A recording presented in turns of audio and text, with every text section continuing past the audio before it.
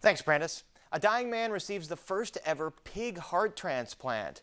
Astronomers witness a red giant star go supernova.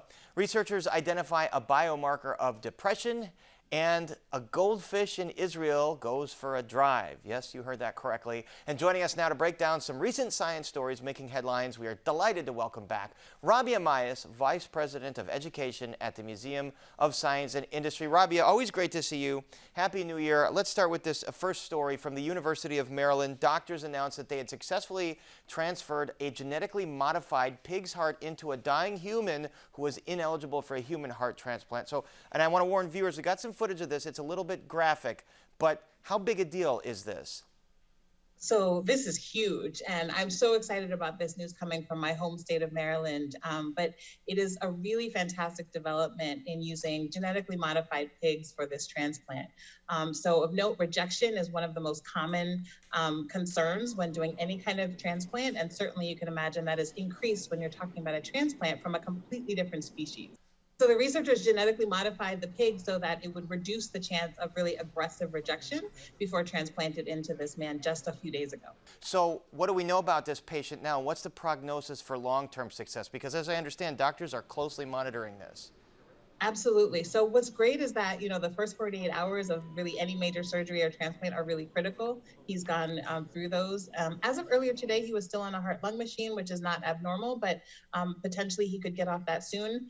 This gentleman was very, very sick. The reason he was able to do this was because he was not eligible for a human transplant. So I think we're all really hoping that he recovers well, and this is just an amazing step forward in transplant science. And does that mean that we could see more animal to human transplants for hearts or any other organs? I think potentially, right? This is clearly just one step. It will be years, certainly, before something like this could be mainstream. But considering that thousands of people are on organ transplant waiting lists every year just in the US and never get their organs, this has extraordinary potential if it's able to scale. All right, we got to move on to the next story, and that is the one about the driving goldfish. So what possessed researchers in Israel to teach goldfish how to drive?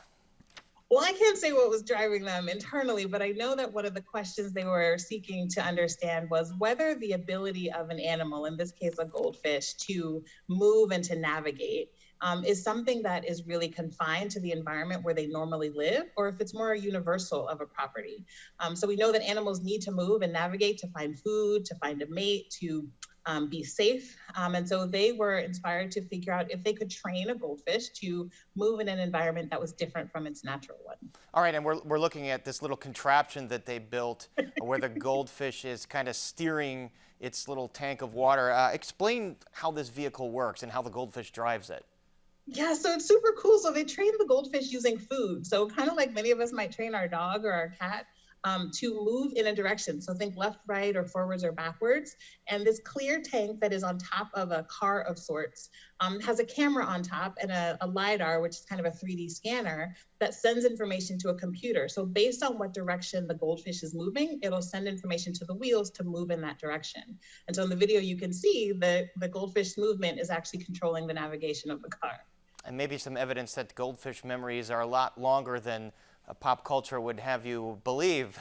It's pretty impressive. They might be smarter than we think.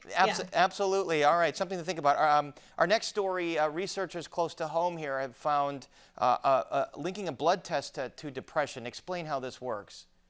Yeah, so this research is based on prior evidence that showed that there's a protein called adenylyl cyclase that is lower in levels in people with a certain type of depression, a clinical depression.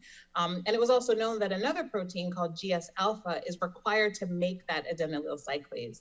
And in some patients with significant kind of depression, that GS-alpha gets stuck and is not able to activate the adenylyl cyclase. And so in this study, they found evidence that they could use a simple blood test to detect those levels and help understand better what's going on in patients with depression. And how does this impact treatment of depression? I mean, a lot of people will go to therapy or they'll go on antidepressants.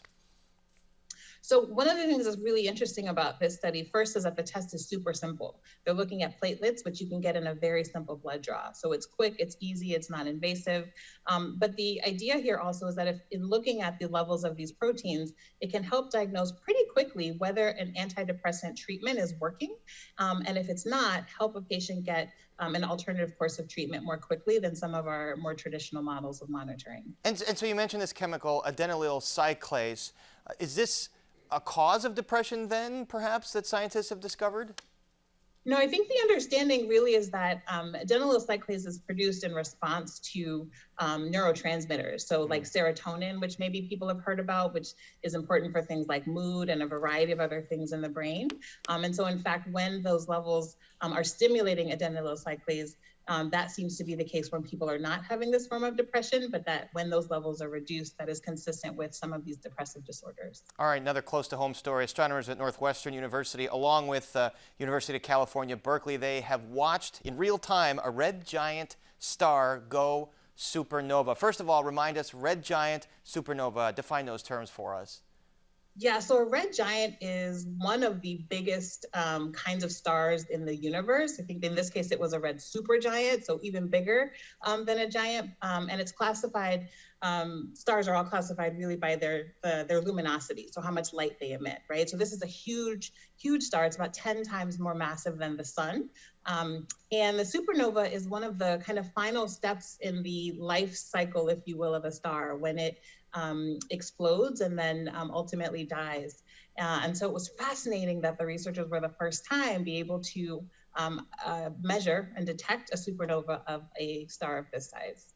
And what's the implications here for researchers studying the universe and the origins of the universe and the origins of the galaxy? Yeah, so one of the things I think that is super cool about space is when we think about distance in space, we're really talking about time, right? So this particular red supergiant was 120 million light years away from Earth. So it will take 120 million years for light to come from that star to Earth. So this happened 120 million years ago, basically. So we're understanding, yeah, things that happened a very long time ago, detecting with modern day telescopes.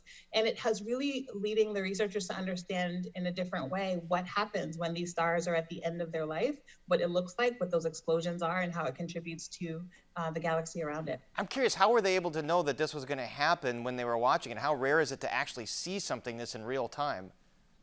So earlier in 2020, there was some indication based on, again, some of the changes in the light emitting from the star that it was about to go supernova. And in fact, then several months later, that's when it actually happened. So researchers were using a powerful telescope that's based in Hawaii and were able to monitor that over the course of several months and see the new supernova happen. So when this actually happened, in that time, dinosaurs were living here on Earth, I think.